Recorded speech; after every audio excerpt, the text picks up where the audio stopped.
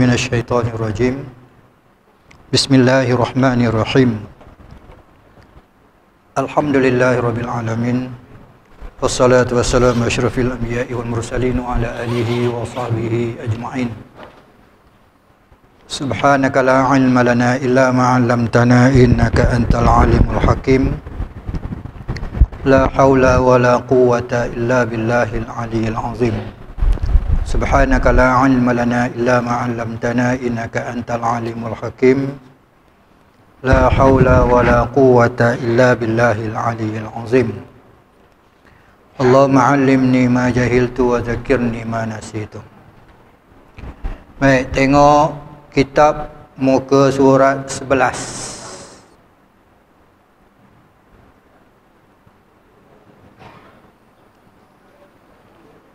Muka surat 11. Kalau tak salah baris yang ketiga daripada atas. Baris yang ketiga daripada atas. Qala muallif rahimahullahu ta'ala wa nafa'ana bi'ulumihi fid darain. Amin ya rabbal alamin. Faslun fil istinja.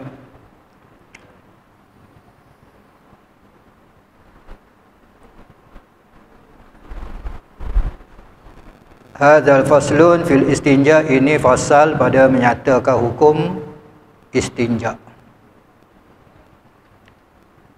Bermula istinja artinya menghilang akan ain najis, kencing dan tahi daripada tempat keluarnya dengan air mutlak atau dengan 3 batu dan umpamanya daripada tiap-tiap yang suci, lagi keras, lagi kesap, dan bukan daripada makanan, dan jikalau makanan jin sekalipun,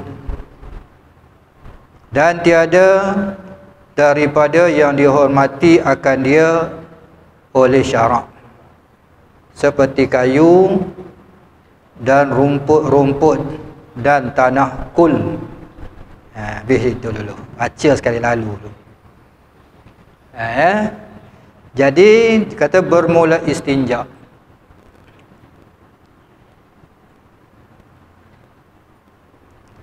Istinja ni apa dia? Itu kita kena tahu. Istinja ni yang disebut oleh para ulama ibarat daripada menghilangkan dan meringankannya, meringankan najis, menghilangkan dan meringankan najis. Istinja dia akan sebut nanti melalui 2 jalan. Pertama dengan air, kedua dengan batu dan umpama batu. Kalau atas jalan menghilangkan, maka dengan air. Kalau atas jalan meringankan, dengan batu dan seumpama batu. Dia tak hilang, dia ada tinggal kesan. Baik, tapi dimaafkan pada syarak. Itu makna istinja. Ibarat daripada menghilangkan najis dan meringankan najis. Ada 2 jalan lah, menghilang dengan air, meringan dengan batu dan umpamanya. Maka disebut di sini bermula istinja artinya menghilang akan ain najis, diri najis. Itu istinja. Hilangkan ain najis, diri najis, kencing, tu basuh, dan tahi daripada tempat keluarnya, daripada tempat keluar kencing melalui kubul, maluan depan. Tempat keluar tahi, air besar, daripada dubur, kemaluan belakang. Tu dia menghilangkan tu pada tempat keluar. Diri kencing tak boleh disucikan sebab dia najis. Najis tak boleh disuci. Tahi tak boleh suci. Yang nak disucikan daripada tempat keluarnya. Kubur dan dubur tu lah yang boleh suci. Jadi kubur kemaluan depan, dubur kemaluan belakang. Itu tempat keluar daripada air kecil dan juga air besar. Jadi kubur dengan dubur tu dipanggil mutanajis. Kan? Kena najis tempat keluar tu. Sebab tu dia boleh suci, kena najis. Adapun air kencing, tahi, itu dipanggil najis. Najis tak boleh suci. Air kencing boleh suci tak? Tak boleh. Tahi boleh suci supaya dia jadi bersih, supaya jadi suci, boleh tak tahi?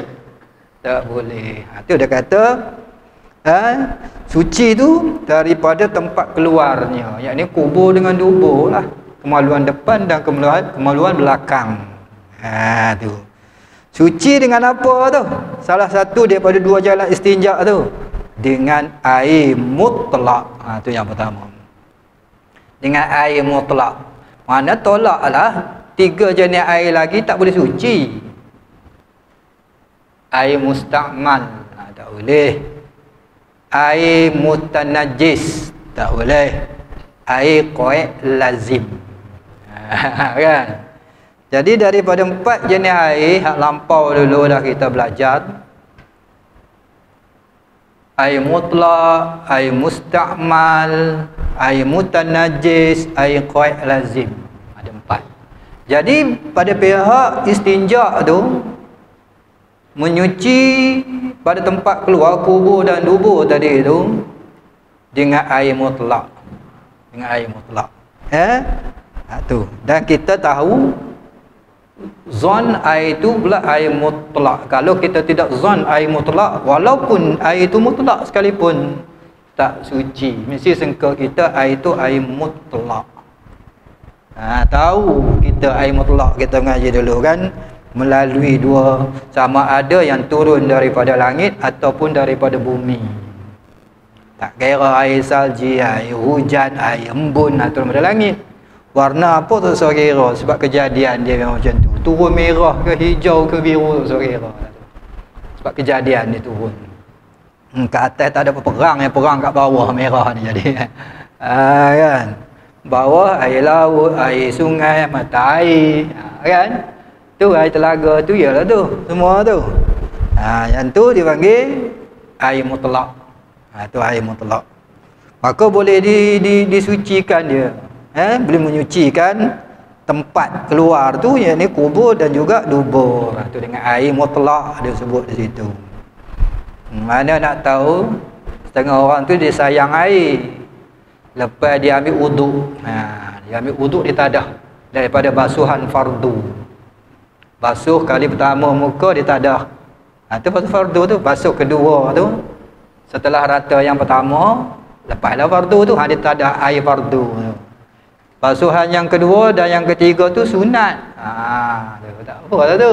Tapi dia tadah yang pertama. Tangan pun basuhan yang pertama, hak wajib tu, hak fardu tu, dia tadah. Itulah sapu kepala, basuh kaki yang pertama tu dia tadah. Jadi dia ambil daripada basuhan yang pertama. Dia kata sayang air ni, dia simpan air tu. Dia pun guna untuk istinja, basuh kubur dan juga dubur. Sah tak agak-agak? Boleh tak boleh? Air daripada mandi fardu, mandi hajat besar, kan? Daripada wudu, basuhan yang pertama, dia tadah, dia simpan air mandi fardu tu wajib tu. Lepas tu air tu sama ya, serupa macam ni ya, jernih. Air dia tadahan daripada fardu kan, sama ada wuduk atau mandi ni. Lepas tu bila dia qada hajat daripada kencing dan berak, maka dia nak basuhlah tempat keluar tadi tu, kubur dan dubur tu, dengan air tadahan mandi dan wuduk tadi.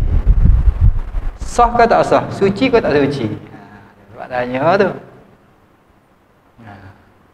Tak sah. Dah kata. Kenapa?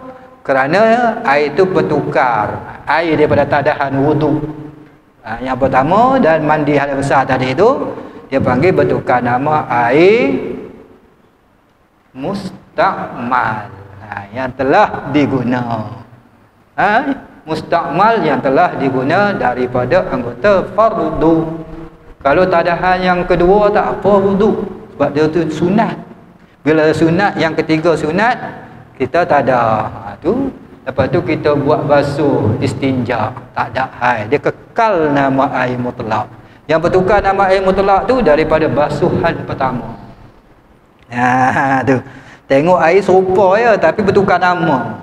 Jernih sama jernih kan.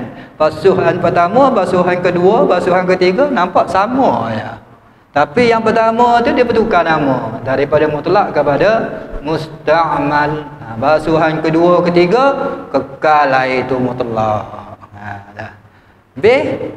Bila musta'mal air itu maknanya air itu suci. Itu suci. Tapi dia tidak boleh menyucikan.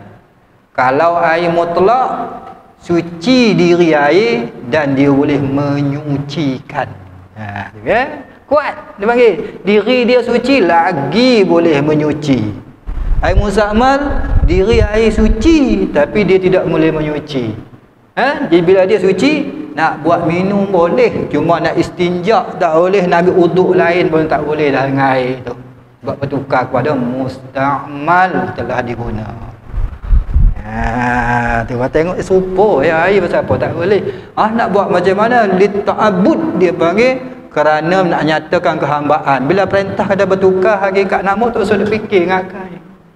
Serupa takkan tak boleh. Kita pakai akal otak kita. Tak, syarak kata tak boleh. Tak usah banyak tanya dia panggil nyatakan kehambaan. Dia bila dia kata tak boleh, tak boleh. Tak usah fikir dah. Kan? Nanti orang duk banyak songeh kan. Kenapa pula zuhur 4 rakaat? Kalau tambah satu lagi jadi 5, apa salah kan banyak, pahala pun banyak. Duk tanya macam tu. Dah perintah suruh buat 4, tak tambah tak boleh dah 5. Tu katakan kehambaan. Sama ada dapat diakalkan dia boleh fikir atau tak boleh fikir. Dan bila datang daripada syarak, dia panggil kehambaan. Terima je lah. Sama ada tahu hikmah atau tak tahu hikmah, itu lain cerita. Tu. Perintah syarak kan. Itu dengan air mutlak yang pertama. Cara istinja. Atau pilihan yang kedua, dengan 3 batu atau umpama batu. Tak kira umpama batu apa dia. Termasuk kayu. Kan. Apa kayu dan seumpama kayu lagi, tak kira apa benda. Nanti dia akan sebut batu dan seumpama batu. Jadi pada makna batu tu apa dia kata, para ulama tu kata seperti batu tu dia panggil ka khashabin wa khazafin. Seperti kayu, batu. Seumpama batu, kayu, wa khazaf. Khazaf ni tembikar.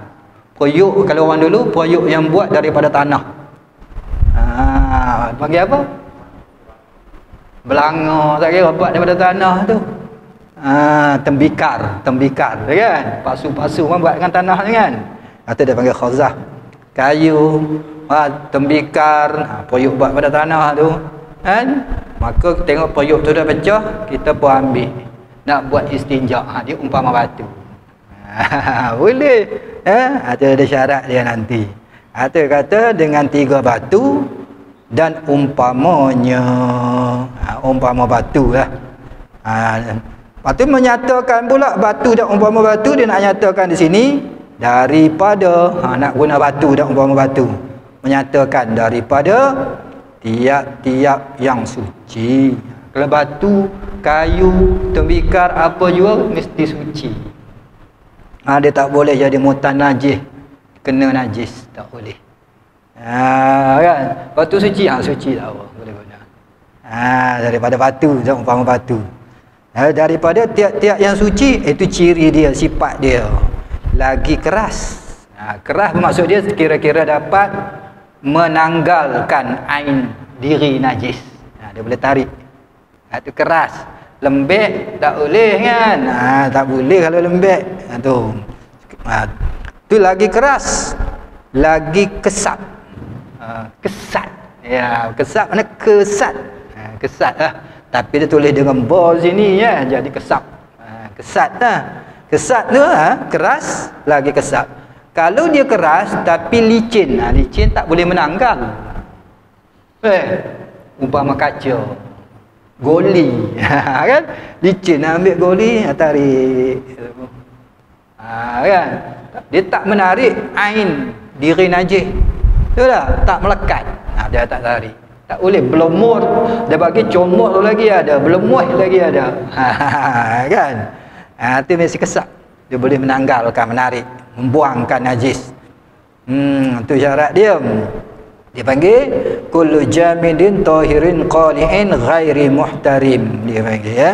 Mesti perkara tersebut, batu dan umpama batu tu benda yang keras, tahirin suci, qali'in dapat menanggalkan. Ghairu muhtarim lagi pula tidak dihormati. Takut benda dihormati, ni tak dihormati. Kayu orang hormat ke? Tak ada kan. Batu tu. Itu syarat dia tu. Keras lagi kesat. Dan bukan daripada makanan. Makanan yang dihormati pada syarak. Dikendaki di sini ya. Dan bukan daripada makanan, ini makanan yang dihormati pada syarak. Kalau makanan binatang tak apa. Binatang makan kan. Dia makan benda tu. Walaupun benda tu keras, boleh menanggalkan lagi kesat. Tapi makanan binatang tak apa. Takut ada makanan binatang dengan makanan manusia sama-sama. Itu tak boleh lah tu. Ya, kalau terbanyak binatang makan, manusia kurang makan, dikira yang terbanyak. Manusia makan makanan binatang tu kadang-kadang jenis pelahap. Semua nak makan. Kan? Banyak binatang lagi banyak makan. Manusia tak makan mana, tapi ada juga pasien nafsu nak makan. Kan? Jadi dikira tak dihormati pada syarak. Jadi walaupun makanan tu makanan binatang, boleh. Kerana syarat dia tadi mestilah suci. Suci tu, tahirin tadi tu yang suci. Keras dan kesat, boleh menanggalkan. Menanggalkan najis pada tempat keluar najis, kubul dan juga dubur. Itu syarat dia.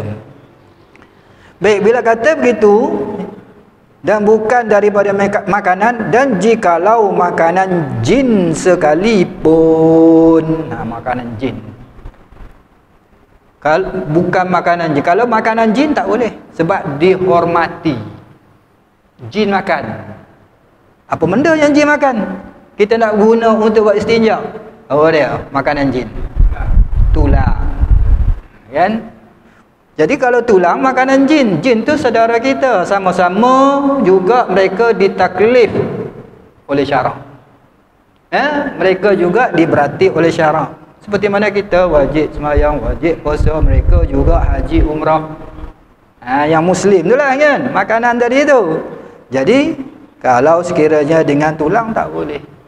Padahal tulang tu suci. Kan? Lepas tu pula dia keras, lagi kesat. Nampak tu? Dia boleh tarik, tapi cumanya dia tu dihormati. Kalau tak dihormati tak apa. Hormat kot mana? Kerana dia makanan saudara kita. Tu. Kerana mengambil dalil daripada hadis Nabi SAW, Nabi kata annahu sallallahu alaihi wasallam naha anil istinja'i bil azmi. Nabi kata wa qala innahu zadu ikhwanikum. Nabi menegah istinja dengan batu, dengan tulang, azm, dengan tulang. Kan? Lepas tu Nabi kata innahu zadu ikhwanikum, itu yang lebih untuk saudara kamu. Kita dah ambil tulang, kita ambil apa? Daging. Maka tinggal tulang. Tulang tu saudara kamu punya. Betul ke syarak saya elok tulang tu jangan kita tanam. Kan? Kita gantung ke letak yang tak dicapai oleh binatang lain. Untuk siapa tu? Saudara kita makan tu. Kita duk sedekah nampak bagi sama muslim orang ni daging, pada sedekah kita juga melalui tulang. Sedekah saudara kita tu jin Islam tu. Dia makan.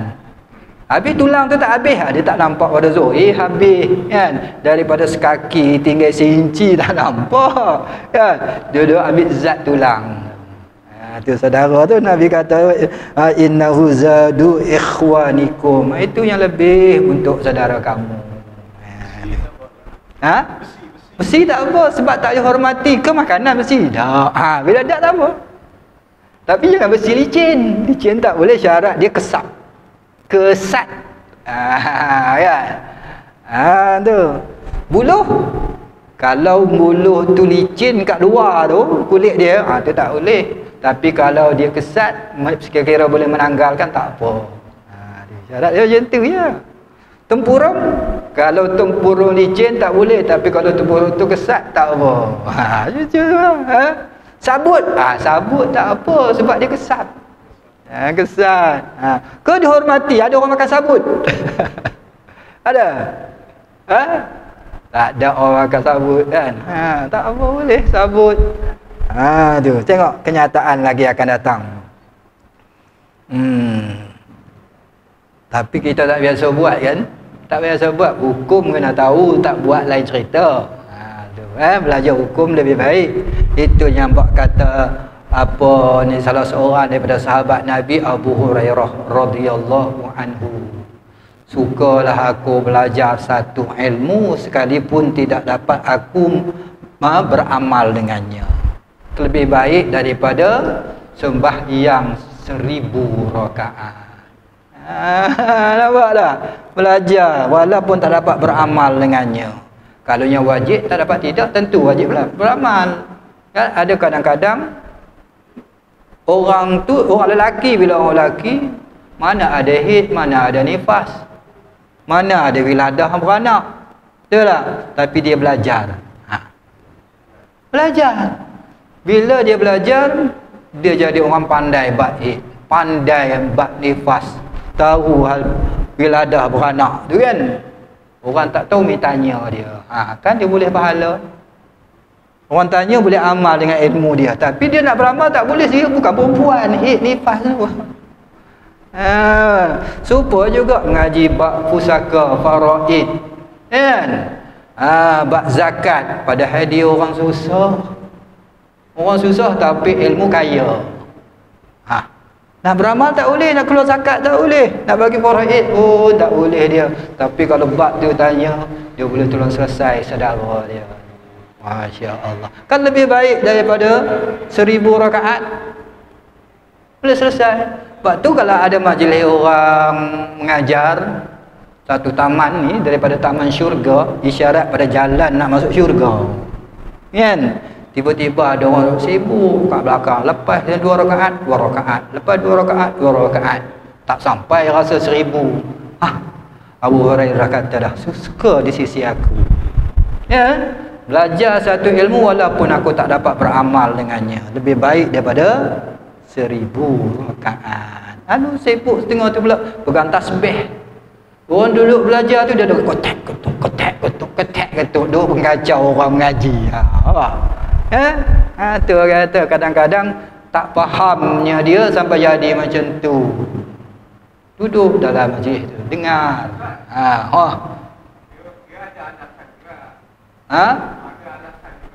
Alasannya?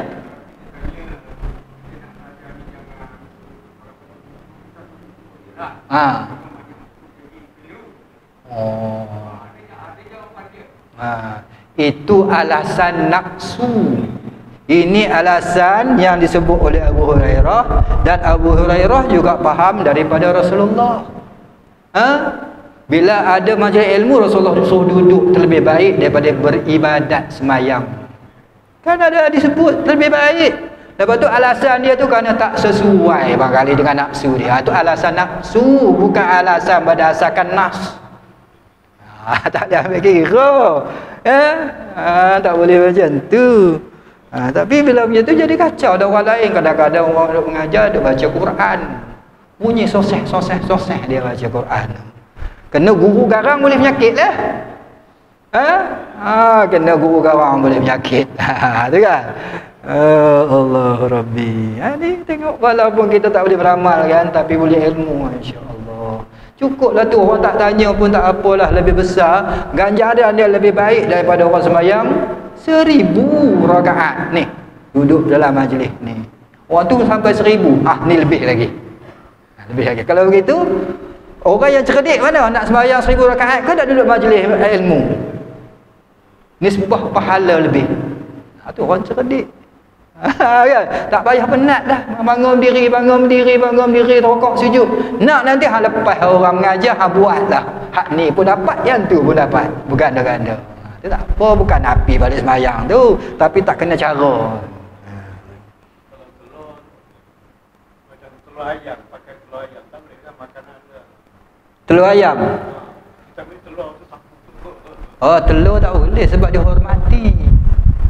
Kan makanan, kan makanan tak boleh dihormati. Telur tak boleh. Tapi kalau kulit telur, lepas telur tak ada, pecah dah. Kulit. Baik. Dia kesat ke tidak? Itu tempat tanya. Kulit dia tu suci, basuh dah. Suci. Lepas tu dia kesat. Baik, dia balik kerah-kerah dah. Dia kesat ke tidak pada pihak menanggalkan najis? Kalau dia licin tak boleh lah, seperti kaca goli. Tak boleh. Tapi kalau sekiranya kesat dia boleh menarik, tak ada masalah, boleh menanggalkan. Tengok keadaan. Balik tak dihormati tak apa, kulit. Bukan ada isi tu. Isi tu dah ambil lah pun. Tapi kalau dengar ada isi, orang tengok luar kan, celah kan. Janganlah buat tengah ada isi lagi tu kita tak guna dia. Menggelikan di makanan tu. Benda makanan tu. Ada orang selera tak masak pun kadang-kadang dia pecah masuk mulut. Dia kata untuk kesihatan, baik untuk lelaki. Kan? Tambah dengan madu pula. Sudah.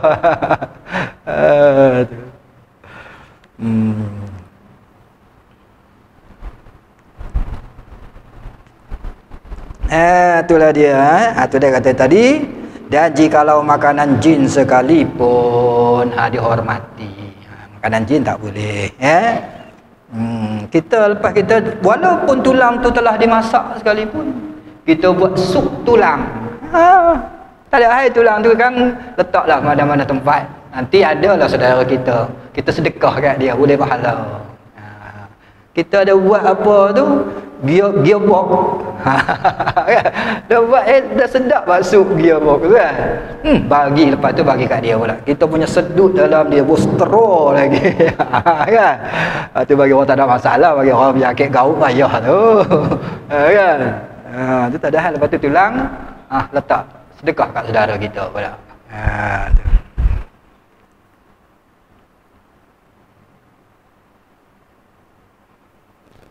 Dan tiada daripada yang dihormati akan dia oleh syarak. Yalah dah. Sebut lagi tak ni. Dan tiada daripada yang perkara tadilah. Kena pada diri benda lah tu, yang tu. Dan tiada daripada yang diri benda tu dihormati akan dia. Kalau orang mengaji nahu kembali pada yang dihormati akan dia yang diri benda tu. Oleh syarak. Jadi syarak kalau hormati tak boleh, kalau tak dihormati tak apa. Seperti kayu dan rumput. Rumput, ambil rumput ni kalau kita gumpal-gumpal kan dia kesat, boleh tarik. Ataupun daun tu walaupun lepek kan, kita boleh tarik dia. Tak apa. Tisu boleh, tak ada hal. Tisu, buat betul-betul tisu tu tarik. Pada syarat-syarat dia nanti tu 3 kali macam mana cara keliling pusing balik sekali lalu tu. Tak ada air tisu. Boleh. Asalkan dia boleh tarik. Dia ada syarat dia. Sesuatu tu mesti tidak basah. Kalau basah tak boleh. Kalau basah wajib dengan air. Kayu kering, batu kering, sesuatu tu kering. Tisu pun tisu kering. Kan? Kalau basah je wajib dengan air, tak boleh dengan sesuatu yang basah. Tisu basah macam mana ustaz? Tisu lembap yang jual di kedai-kedai tak boleh sebab dia basah. Si syarat dia kering. Itu dia.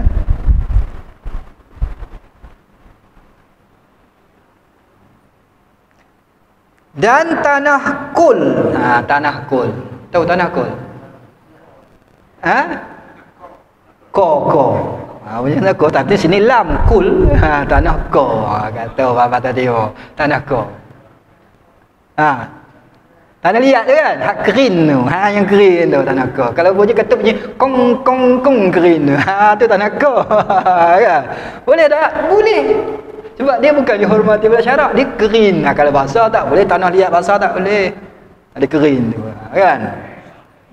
Min salsalim min hama'in masnun. Tu Adam tu dia jadi daripada tanah ko kan. Lepas dia dah kering campuran-campuran, dia kering sebelum masukkan ruh. Tu bila ketuk bunyi kong kong kong tak Adam tu. Masa masuk roh bersin dia mengucap alhamdulillah bila masuk roh. Tu tak Adam kan. Yang kita kejadian pada tu Adam tanah. Kan? Last sekali jasad kita pergi ke mana? Tanah balik. Tu jasad kita. Cuma roh kita tak tahu pergi ke mana. Tak ada roh tak binasa, tanah binasa pergi ke tanah. Kita jadi daripada turab akan kembali kepada turab tanah. Ada beruh fayas'alunaka 'anir ruh. Allah Taala kata kan, Muhammad akan ditanya engkau tentang ruh. Qulir ruh. Qul kata olehmu ya Muhammad, ar-ruhu min amri rabbi. Ruh itu urusan pekerjaan Allah. Dicipta daripada apa kita tak tahu. Tapi ruh itu akan kembali kepada Allah. Urusan Allah. Yang bahagia kita nanti ruh, bukan jasad. Jasad kita ni akan binasa. Jasad binasa. Ruh kita lah nanti tempat hitung celaka ke tidak. Cuma ruh itu akan dikembalikan bersama dengan ruh tu jasad baru dipanggil. Batang tubuh baru, badan baru. Daripada apa batang tubuh baru kita dijadi? Ketika itu daripada ajbuz zanab. Ajbuz zanab, tulang kecil yang duduk di tungkin manusia, sabit dalam hadis sahih Bukhari dan juga Muslim. Sabit dalam hadis sahih Bukhari dan juga Muslim. Ajbuz zanab ni lah yang akan menjadi benih kita bangun semula jasad baru. Jasad ni habis dicantik taruh mana sekali pun. Patut orang sibuk jaga jasad zahir itu dia panggil orang yang tak cerdik. Sedangkan roh dia tu sakit. Roh dia derita, kalbu dia bermasalah. Kalbu dia bermasalah kan. Ya khadimal jism atatlubu ribha mimma fihi khusran anta biruh fastakmil fadailaha anta biruh la bijismil insan. Orang yang sibuk jadi hamba bagi jasad atau tubuh, duk jaga batang tubuh, ruh bermasalah, berpenyakit, kalbu dia tu derita. Jasad derita dia tak nak, jasad penyakit dia tak nak. Dia bagi ya khadimal jism. Orang yang jadi khadam bagi jasad. Diri kita lah sibuk batang tubuh tu, jasad tu kan. Tu. Jadi atatlubu ribha mimma fihi khusran.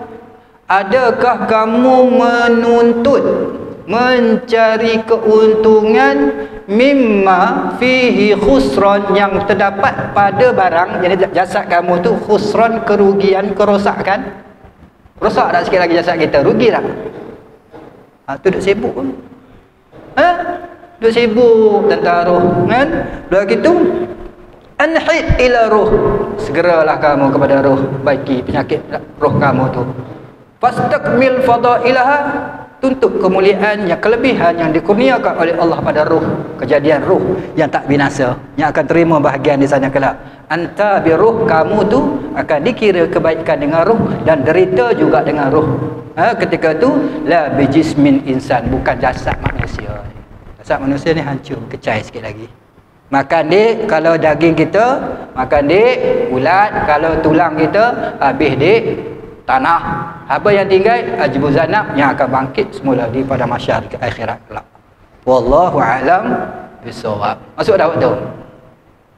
Silakan cukup kadar SOP yang telah ditetapkan. Panjang umur insya-Allah akan datang. A'udzubillahi minasyaitonirrajim. Bismillahirrahmanirrahim. Alhamdulillahirabbil alamin wassalatu wassalamu asyrafil anbiya'i wal mursalin wa ala alihi washabihi ajmain. Allahumma rzuqna husnal khatimah waj'al akhira kalamina minad dunya la ilaha illallah. Rabbana atina fid dunya hasanah wa fil akhirati hasanah wa qina adzabannar. Walhamdulillahirabbil alamin. Taqabbalallahu minkum.